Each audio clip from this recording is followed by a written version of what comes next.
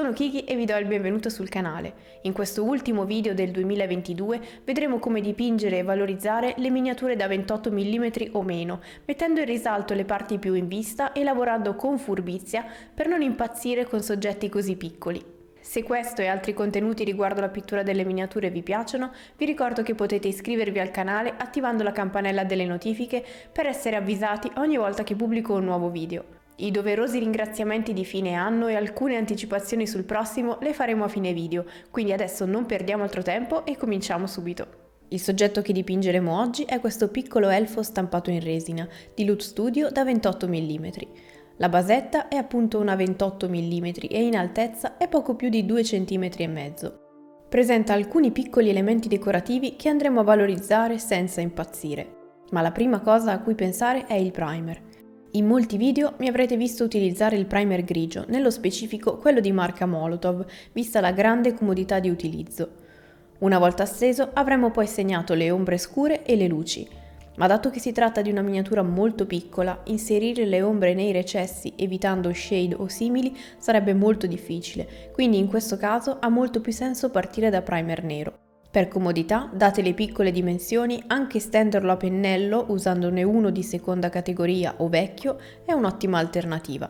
Il pennello in questo caso andrà poi sciacquato molto più a fondo del solito.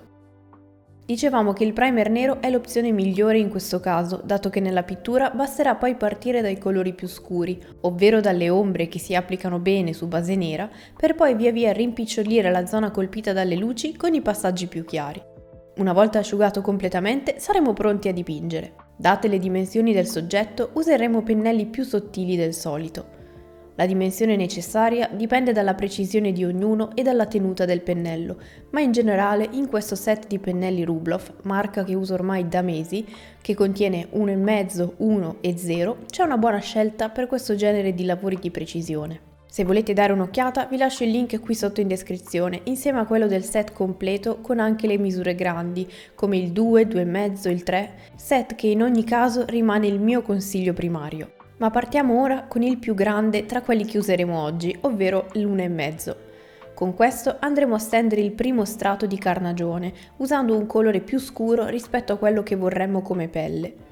Questo perché sarà molto più semplice stenderlo senza impazzire su base nera e perché avremo già le nostre ombre. Inoltre è buona norma partire dagli elementi più interni e difficili da raggiungere e lo skin tone spesso è un ottimo punto di partenza. Lasciamo asciugare le nostre ombre e passiamo allo step successivo, usando in questo caso una tonalità caucasica intermedia come il beige red. Raccogliamo il colore sempre eliminando l'eccesso, arrotolando su se stesso il pennello e poi con precisione lo applichiamo sui lineamenti più sporgenti, quali la fronte, il naso, gli zigomi e il mento, e quelle parti di braccia e mani rivolte verso l'alto. Cerchiamo di usare una consistenza coprente ma non troppo densa, per evitare che si creino spessori non voluti. Ma ora che abbiamo questo sketch dobbiamo ovviamente sfumare, quindi prendiamo il pennello più piccolo di dimensione 1.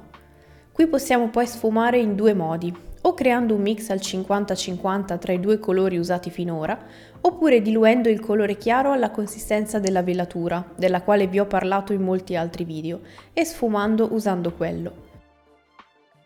In questo secondo caso inizieremo la pennellata nello scuro, riportandola sempre a casa propria nel chiaro. Ammorbidiamo i passaggi in modo che le ombre scure che avevamo segnato prima rimangano solo accennate e diano volume, ma mi raccomando non devono sparire o sarà stato un lavoro inutile.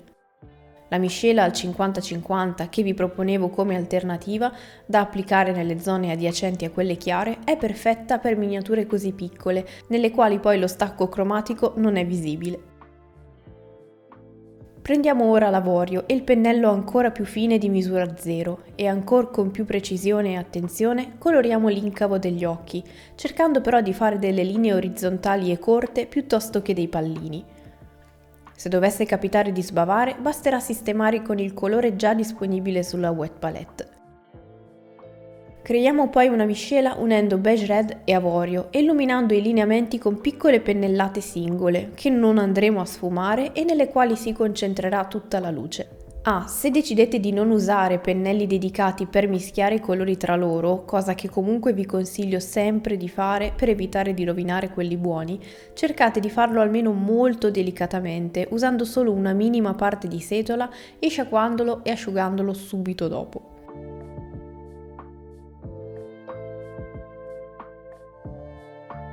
Ma ora passiamo ai vestiti, per i quali creiamo un bel verde scuro con il quale colorare anche parte di altri indumenti non ancora fatti, se per il momento ci risulta più comodo.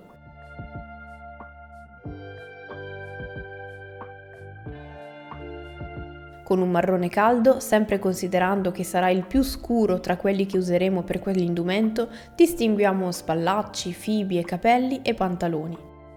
Allo stesso modo terminiamo di dipingere gli altri elementi con i colori che riteniamo corretti, ad eccezione delle parti metallizzate che faremo alla fine per non sporcare l'acqua.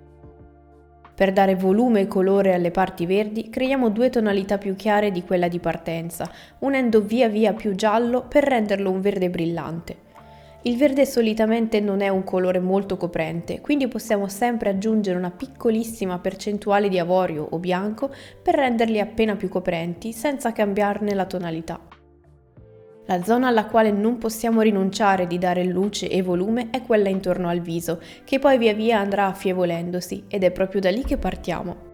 Con il verde più scuro tra i due evidenziamo la bandana in alto e frontalmente, il panneggio della sciarpa, lasciando però le linee di ombra ben visibili e alcune aree nella parte inferiore del tessuto. Più ci allontaniamo dal viso, più gli elementi possono essere meno curati e rifiniti, quindi nel panneggio davanti, coperto un pochino dall'arco, possiamo lasciare un po' più scuro. Sfumiamo poi gli stacchi come già visto per il viso per ammorbidire il tutto. Schiariamo ancora di uno step seguendo questa regola e diamo davvero tanta luce e brio agli indumenti. Affinché si distingua bene tutto, su miniature così piccole, ma in generale su tutte, è importante lasciare delle sottili linee di ombra che staccano visivamente gli elementi tra loro. In questo caso abbiamo quello della bandana, quello nella sciarpa e intorno al busto, che lo staccano dalle fibbie.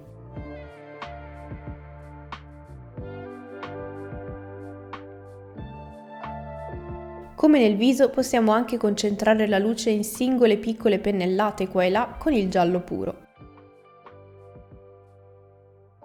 Per gli elementi in cuoio seguiamo un processo simile, aggiungendo brio e colore a tutti quegli elementi nella metà superiore del soggetto, che schiariremo ancora, e in un unico step in quelli nella metà inferiore come gli stivali.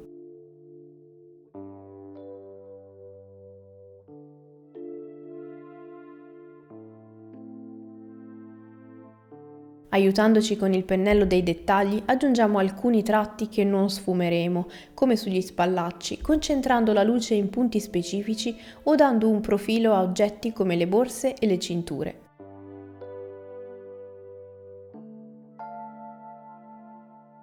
Seguendo lo stesso filone, rifiniamo anche elementi come le fasciature sugli avambracci e i capelli. Pochi semplici tratti, meglio se precisi e sottili, aiutano a dare texture e rendere interessanti elementi lisci che troviamo sul modello.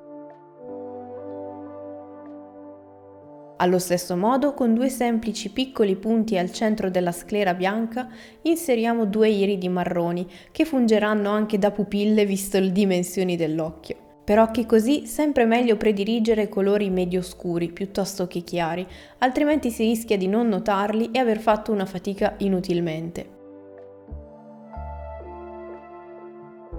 Ma dedichiamoci ora a rifinire gli ultimi dettagli, tra i quali i metallizzati e la basetta con la quale partiamo. Questi piccoli elementi scenici danno contesto al modello e vanno valorizzati, ma mai più del soggetto stesso. Creiamo quindi delle venature e dei cerchi stilizzati nel tronco d'albero, seguiti poi da un leggero muschio.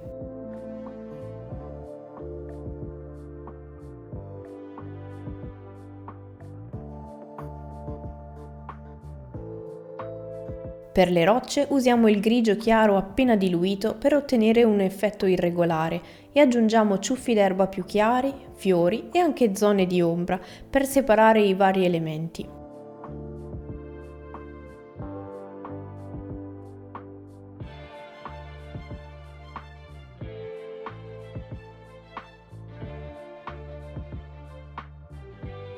Ora non ci resta che occuparci dei piccoli elementi metallizzati. Mettiamo il caso di avere a disposizione un solo colore metallizzato. In questo caso conviene farne un mix con una punta di nero e crearne una versione più scura, che farà da base, e stenderla su tutti gli elementi lasciati indietro finora.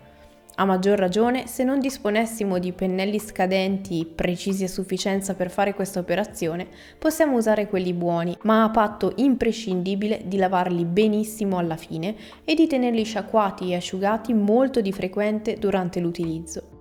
Allo stesso modo, anche mettere questi colori sulla wet palette andrà bene solo se li utilizziamo in velocità, prima che l'umidità separi pigmento e medium.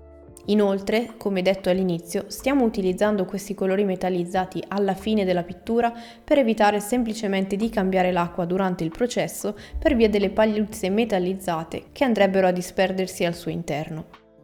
Aggiungendo le luci con il metallizzato puro diamo una grande vitalità al tutto e se vogliamo possiamo anche inserire piccoli dettagli su alcuni accessori, come ho fatto io con l'arco, giusto per rendere un po' più interessante la metà superiore del modello e tirare fuori il meglio anche da un soggetto così piccolo. Questo è quindi il risultato finale.